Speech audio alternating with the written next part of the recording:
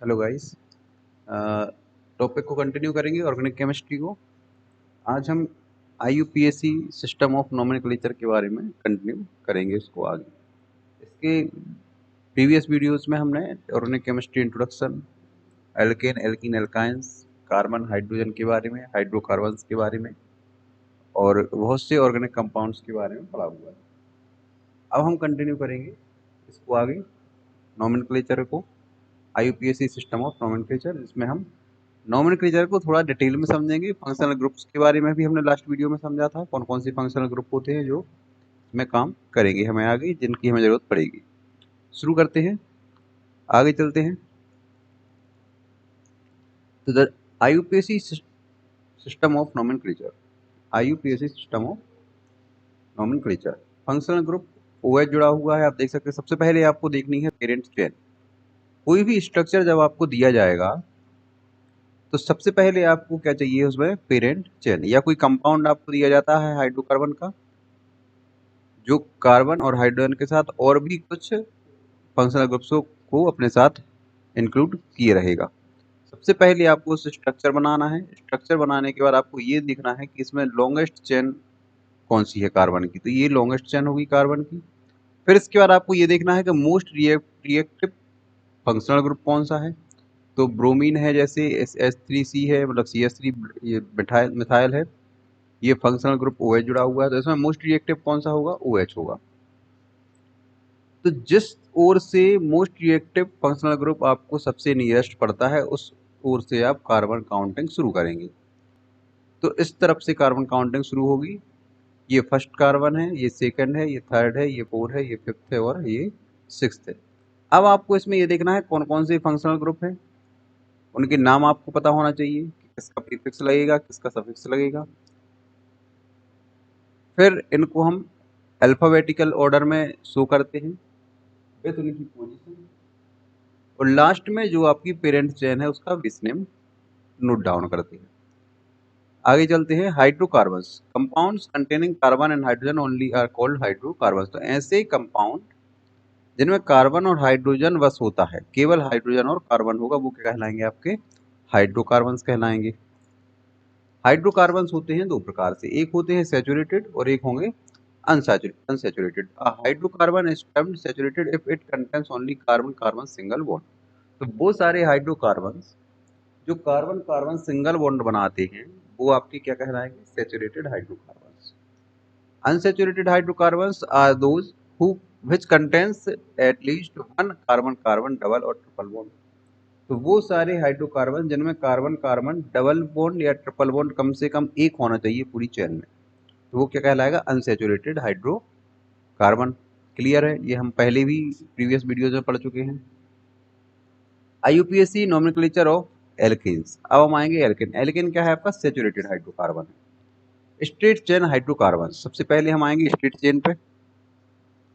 The names of such compounds are based on their chain structure and end with suffix ane।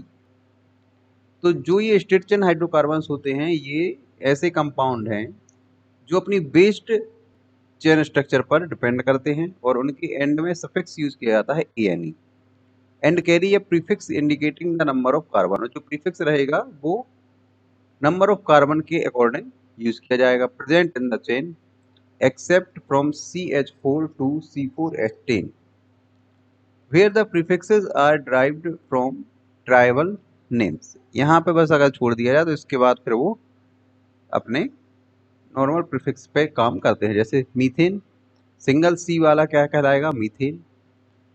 जब C2 है तो ethane, C3 है तो propane, C4 है तो ब्यूटेन, C5 है पेंटेन, C6 है हेक्सेन, 7 है हेप्टेन, C8 है ऑक्टेन, C9 है नोनेन, C10 है decane, C20 आइसोक्सेन आइकोसेन, C30 ट्रायाकंटेन।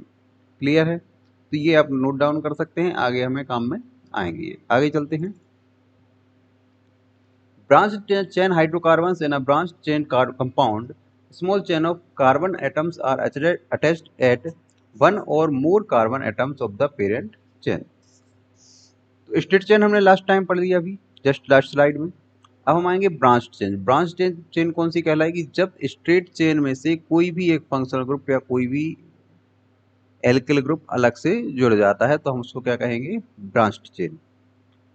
Branch chain compound small chain of carbon atoms are attached at one और more carbon atoms of the parent chain. तो जब कोई small carbon chain, carbon atom या carbon compound जब straight chain के साथ जुड़ जाता है तो उसको कंप्लीट स्ट्रक्चर को हम क्या कहेंगे?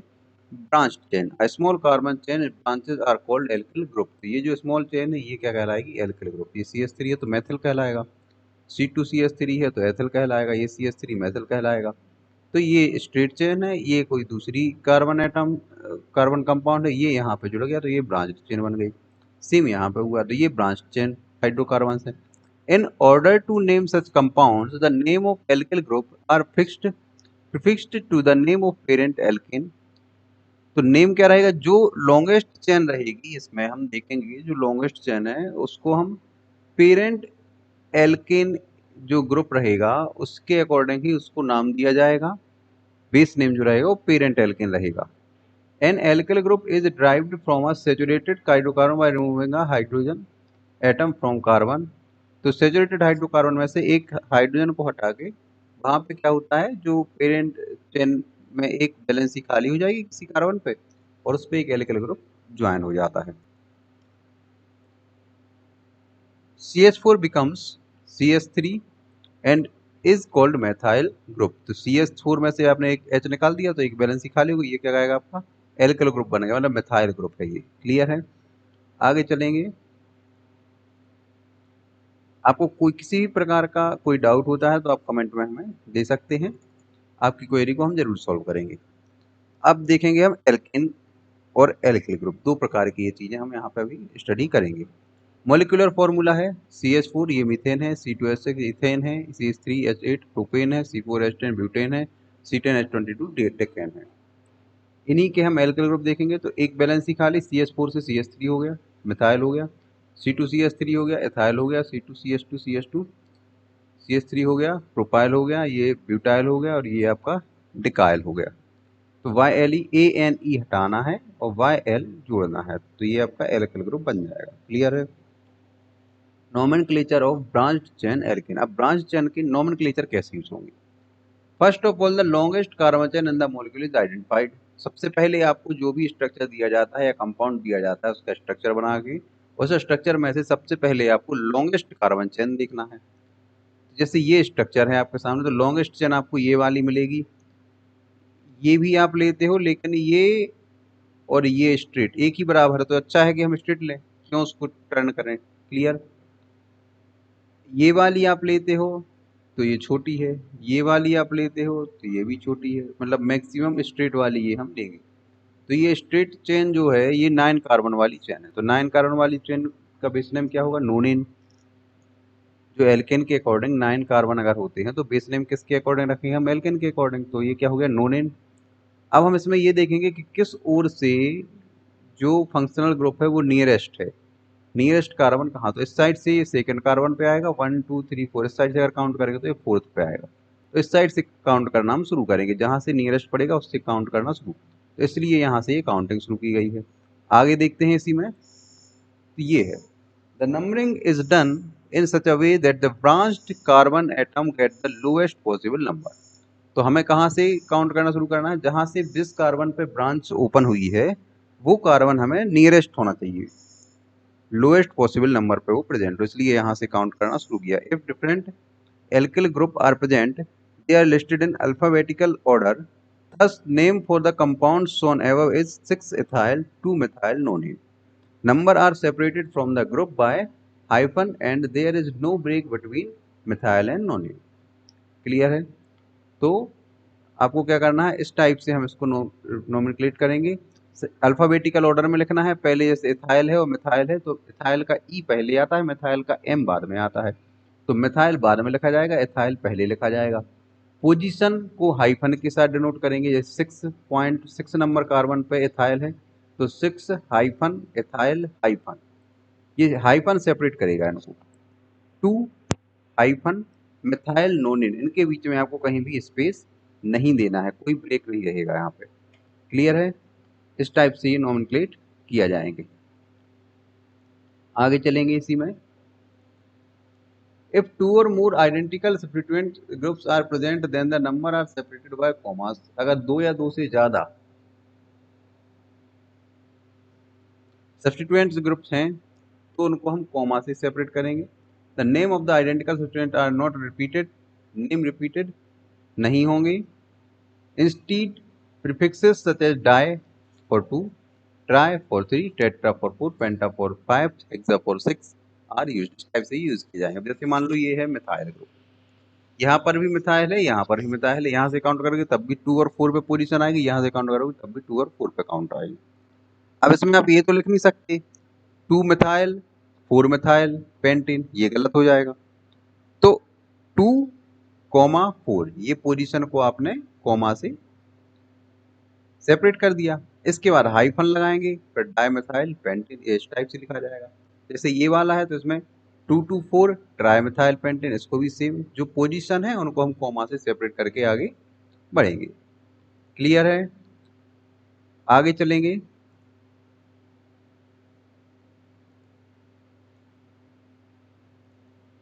If two substituents are found in equivalent position, the lower number is given to the one coming first in the alphabetical listing.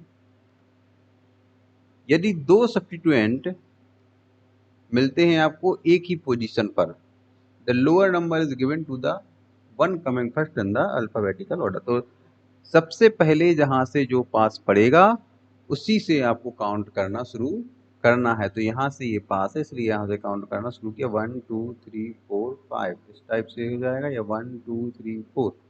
तो 1 3 डाइमिथाइल ब्यूटाइल,